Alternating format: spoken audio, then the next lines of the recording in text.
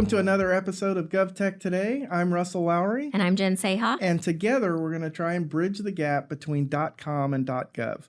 Today we had such a great conversation on our last episode talking about small business and how they can interact with the state. And I remember one of our first episodes, you explained to me and our audience that an important question when you're selling to the state is you have to be able to answer the question, how do I buy you? And there are a number of contracting vehicles. If you're interested in that, you can find that on a previous episode. We can include a link to that in the show notes. But today, you're going to teach us about a new contracting vehicle, which is exciting. Oh my gosh, it's one of my favorite secret weapons. So I'm letting the audience in on it. The secret's out. The state operates an option for buying from small businesses and disabled veteran businesses. It's called the SB DBVE option. Really eloquent naming of this, but it's basically like for small contracts, they have to be under $250,000. Actually, very specifically, $249,999 and 99 cents. It's a streamlined, really easy way to execute these contracts. And it's specifically for those small businesses and those disabled veteran businesses. So how is that different than putting something out to bid and there's an RFP? What is, from me deciding and trying to do work for the state, how is this different? So I think every state department who's executing a small dollar contract under $250K should be doing it this way. Super easy and fast. If I'm a small business, I don't have to be on one of those master service agreements, CMAS or SLP. I just have to be certified as a small business or as a DVBE. And if I'm the State Department, I've got something I want to buy that's, say, $230,000. All I have to do is put out requests to 2 small businesses, and I'm good to go. I can execute and offer a PO and a contract. It's still competitive because I'm getting 2 people that are offered the option, but it really is sort of an off-ramp. It's great for small projects, for pilot projects. If you want to execute on something that'll bring about something new and innovative, this is sort of the cheat code for being able to do that. What was some of the rationale for the development of this alternative vehicle? So it's definitely for those innovative types of projects that maybe we want to get started. We want to do it really quickly. We want to bring you on board tomorrow. It doesn't require that long RFO process that can be weeks, months, sometimes years. This is for small projects, obviously, but it can be executed in a matter of days. And the rationale from the state's perspective behind it is they have those 25% small business goals and those 3% DVBE goals. If I get an awesome small business that uses this contracting option, it's opening the door, it's getting your foot in the door as a small business to be able to do more business with the state and help them in reaching their goals.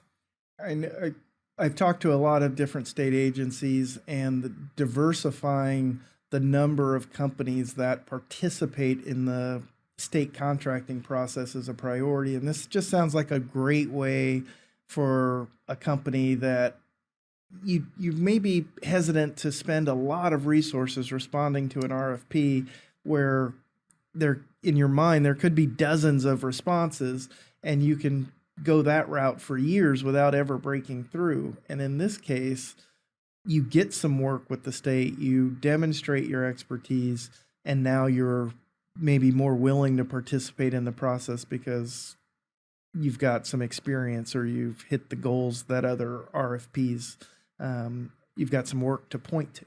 Right. And, that's the whole idea of getting your foot in the door. You start with something small, less than $250K, but that opens you up and allows you to build those relationships with the department that could mean multi-million-dollar contracts in the future. Plus, it's a cost savings. Sometimes these procurements last, again, months or even years. This can be executed in the same day. if they Wow. needed to. Oh, there's no time requirement or a limit Nope, on it? no There's- advertising requirements. You have to send it to a minimum of 2 bids.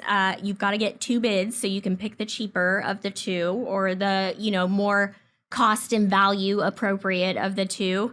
Yeah, you can. You can do it in one day. There's no protest on it. So it is really flexible and convenient for departments to use. So if you had an innovative solution or you're a smaller DVBE business and you have an innovative solution for the state, and you're able to get a meeting with an agency or department and you convince them of this, can you suggest this as a contracting vehicle? You or absolutely should be, and right? they may or may not be aware of it, or that it's a possibility. Yeah. But if it's something they want to do and something they Yep. want to move forward, this is a way. This is a way you can point to specific state contracting manual language that allows this and encourages it from DGS. So it's I don't know if this is allowed. Absolutely, it's allowed. And cities and counties can use it. Any government entity can use it. It is. It's my cheat code for anything. If I hear of anything, the first question is, how much is it going to cost? If that cost is under $250,000, this is my go-to. I like the idea. I would assume that this is something when the agency pretty much knows what it is that they want with some degree of specificity, that this would be a great contracting vehicle.